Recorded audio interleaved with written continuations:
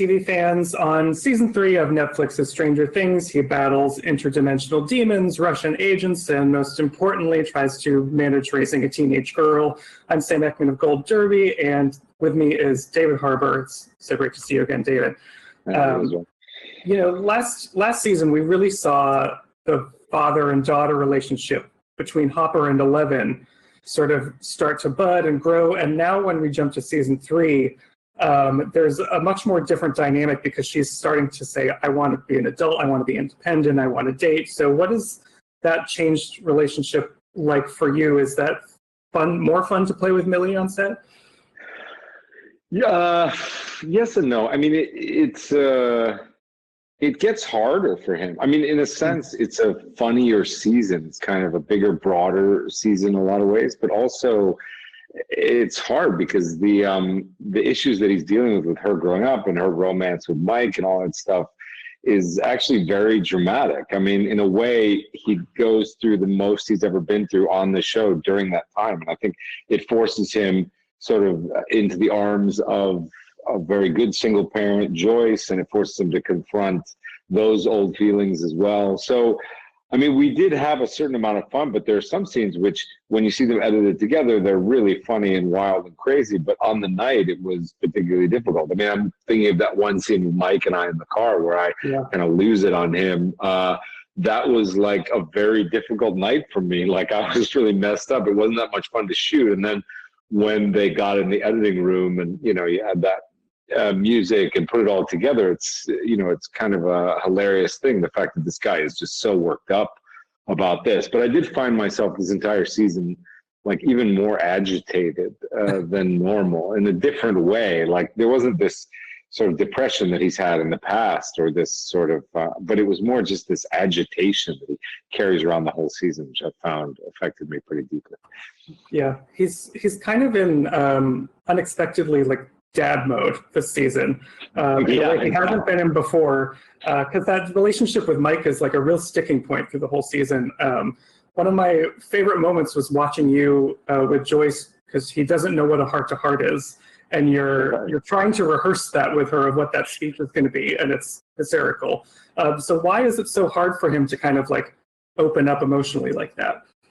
I mean, I think he's a product of how he was raised, and he's a product of this tremendous backstory that we've only sort of hinted at. But he's, he's a man who's like theoretically around my age. So he's about 44, 45 in 1985. So he was born in 1940, and he grew up, sort of came of age during the 50s. And I think those type of men are very different types of men than we have today. Like, I don't think that as a man in the 50s America in the Midwest, he was taught a lot about his feelings. He was taught a lot about how to do things. He was taught about what's right and wrong. He was taught about, like these systems that are in place, but he wasn't taught to, to feel feelings. He wasn't taught to express feelings. In a sense, he wasn't even really taught to think for himself. He kind of did what he did a lot. Like, he went to war. He became a cop in New York. He has some stuff with his dad that we haven't yet gotten into yet. But he did all these things. And now, when it didn't go right, like when it all fell apart with the death of his daughter and the failed marriage, and he comes back to Hawkins, Indiana, where he grew up, he's finally, in a sense, starting to kind of unravel these deep patterns that he's been in, and trying to figure out like what it all means. So, he's just terrible at self-awareness and at understanding what he's feeling. So to express that to someone who potentially could make fun of him for it, as teenage daughters often do, is just more terrifying, I think, than anything he's ever dealt with. I mean, it's certainly more terrifying than any amount of police work or any amount of interdimensional monster fighting. The idea that you're going to make yourself vulnerable to a 14-year-old who's just going to laugh in your face is like, I mean, it gets him more annoyed and agitated than anything.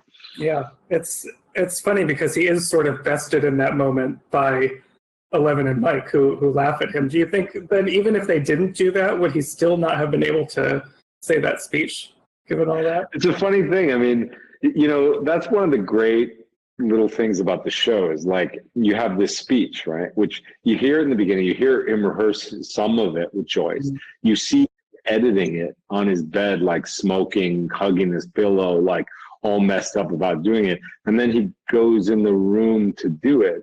And he only gets through a little bit of the speech before he immediately changes tactics and is just mean. And just is like mean to Mike about, your grandma's, she's dying or something, Right. I don't know. I think his intention was to actually get out the whole speech. But the minute he walks in the room, I mean, it's not going the way he thought it would go. So he sits down and he tries a little bit, but he bails out very quickly. But the great thing about it is at the end of the season, this thing, which is so kind of comical. I mean, you see him doing it with Joyce, you see him doing it with Mike and her, and then making fun of it and yelling and all this. And then at the end of the season, it really comes around for that emotional wallop of like, this was a moment right before they came in where he did have some self-awareness. And he comes up with some pretty profound insights, which is about his own fears of change and his own fears of his kid or something he loves growing up and maybe not needing him. All these deep fears, that sort of self-awareness is so beautiful. And the fact that he couldn't express that to her is, what makes me cry.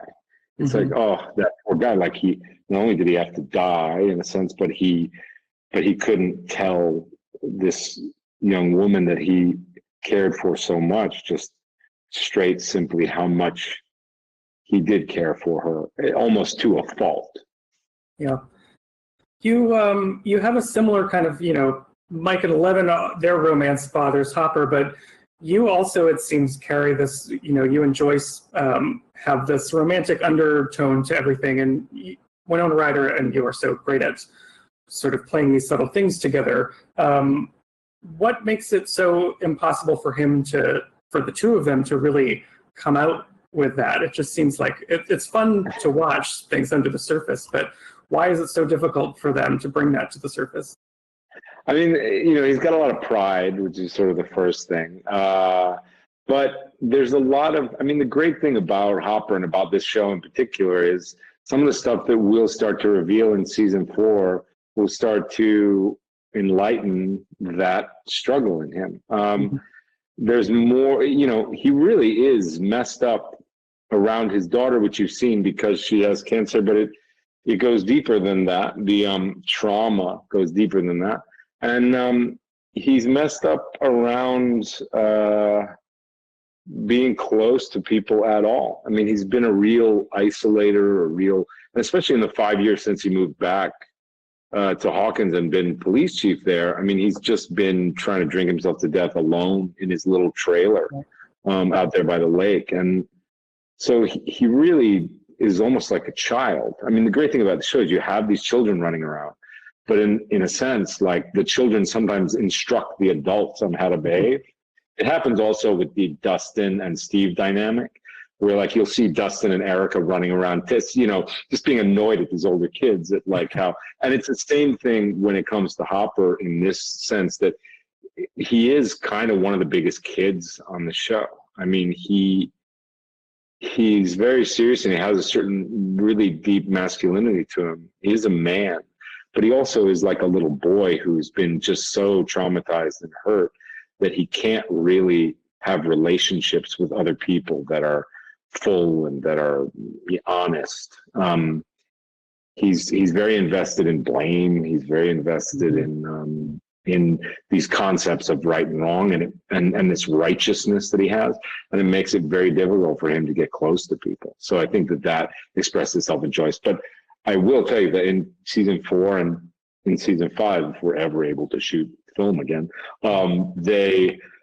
there is a lot to be revealed around the complexities of that story, which is really rich, and I'm really excited for you to see. And it's going to be one of these things where the series as a whole, because we know the ending, you'll be able to go back and watch it and see, what we were planting in season 3 that that paid off in season 4 and season 5. I mean, yeah, I say that now as like it's going to be some kind of I hope it works out that way, but I do know that we are going to reveal some cool stuff that will make those intimacy issues a lot more understandable when you've watched season 4. Right. Well, one really intimate moment, one big talking point that this series produced was when Hopper sacrifices himself in the finale. And it's powerful because we're losing a character that we love, but also, there's so much connection between you and Joyce in that sequence. And it's done all there's no words really because you're across the lab, and it's just done via your face and emoting. Is that harder for you to have to do such an intense sequence like that with no words or dialogue to fall back on? It's funny, like it used to be a lot harder, but as I do more film, like as I kind of grow as an actor, because I very much started in the theater, like I was a big theater guy, and in theater, it's primarily language based. Like you're always having speeches, and like there's the visual is just one frame. So in film, a lot of it's just visual, and so I've started to embrace that more and more. And I got to tell you, like I actually really like to reveal things about characters now, much more in simple actions. I think you can do a lot more to reveal a character than you can in a complicated speech. And I think there is that old maxim, which is like a picture's worth 1,000 words. Because even that moment with Joyce there, I have my own stuff that I was working on that I was trying to do, but I've heard people interpret that moment in tons of different ways. Mm-hmm. They're all very personal to them, and I love that. When you give a speech and when you say words, it's kind of literal, or there is a literal aspect to it. But when you have something like that, I mean, and there's like a little smile and a nod, and it's like, what is he really feeling in that moment? And as an audience member, you can sort of let your mind go. In a way, it's almost like reading a novel. You get to use your imagination, you get to project it somewhat on the character more. It's more easy. So I like that. I like doing it, and it just gives you a lot more room to sort of say something more complicated than what a literal speech could be. Because in that moment, for me, there is so much that he's saying, right? I mean, in that moment, he's saying, you have to do this because the kids are more important than me. I mean, we have to save these children. And also, like, I wish I hadn't wasted the past couple days, like, yelling at you and, like, you've always been the one, or what. I mean, there's like a million things that he's saying in that moment, and that's so rich and fun to play. Yeah. And you've always had big epic moments on the series. You've always been a monster slayer. But you also get a ton of fight scenes against an actual human this time, with this Russian agent who's following them around. Is filming something really physical like that, a physical sequence, as satisfying as a dramatic sequence? How does that compare for you? I mean, I had a real tough time. Like I'm better now because I've gotten in some better shape and I can move better now. But like that season 3, I'm very big in that season, and not only big, like big is good, but I just didn't really move very well. Like I was kind of tight, my back. So I hurt myself a lot in that sequence. It was a big sequence. We shot it over like 3 or 4 days. And most of it is my stunt double, but they try to put you in and do, stuff with you. And it's hard. I mean, I find that stuff really exciting when it's put together, but the actual doing of it, I'm just not. I'm much more built to understand like scenes and the arcs of scenes. But when you get into actual physical choreography, like a lot of these guys on the fly too, they can change something up and they'll be like, okay, like instead of that kick, we'll do this and we'll throw you here. Blah, blah. And whenever they do that with me, I'm like, man, I need to like, some people, like if you gave me a speech or like a new scene, I could learn it in an hour. But with something like that, I need like days to like study the choreography, understand the movement, because I'm just not that type of person. And so, yeah, it's in general, it's like a lot harder and more annoying, and I just get tired and beat up, and like I like when it comes together, but I don't like doing it. Last time we spoke, it was just after your second consecutive Emmy nomination for this role.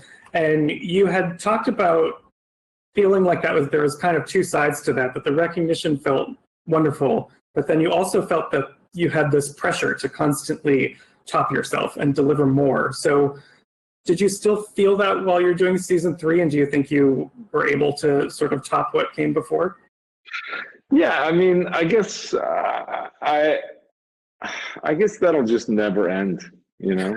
I mean, I talked to, it's funny because you meet older actors too who you admire. And I remember, I don't think he'd mind if I threw him under the bus a little bit. I remember like meeting Tony Shalhoub a couple of years ago, and he's like an actor that I love. I think he's maybe one of my favorite actors of all time, and just so extraordinary.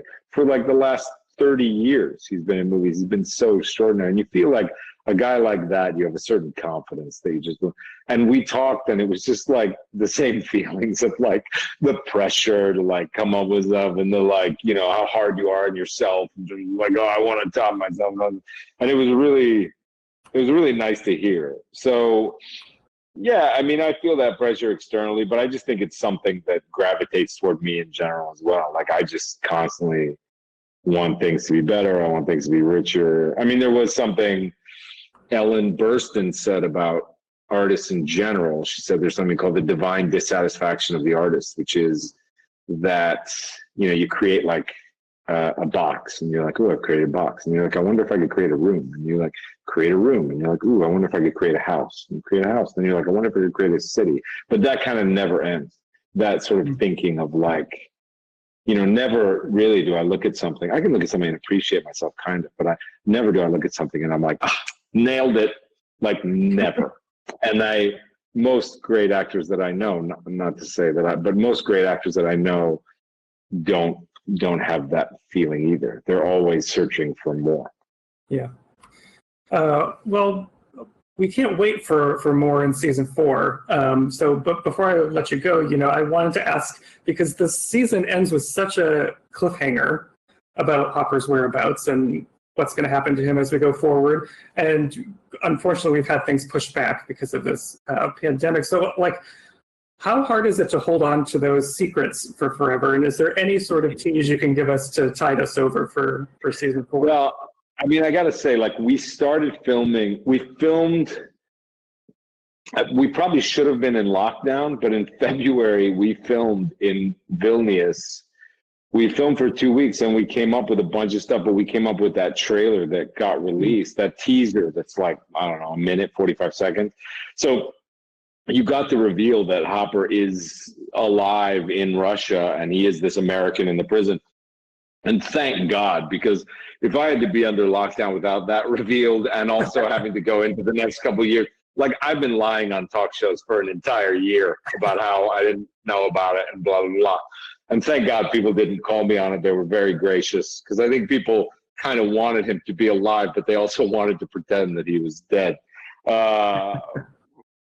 So, yeah, I mean, the big secret is out there, which I'm very happy about, so I can breathe a little easier. But there are just these great little secrets that will, you know, this season is the new season is really, for my character, very deep and profound and moving and interesting and very different from last season. You know, last season, as you say, had this dad vibe to it. It had, you know, all this different color and life, even that shirt and like the humor and stuff. And this season, like, you know, he's in a Russian prison with a shaved head.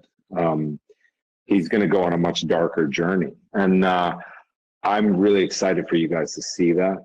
But the big secret's out. So I'm okay with just, thank God you guys know that. And I don't have to worry too much. Well, we'll breathe easy for Harper being alive, but I can't wait to see where it goes. Everyone who's watching, make sure you subscribe to Gold Derby. Keep in touch with us throughout any season. David, thank you so much. Can't wait for season 4. Thanks, man.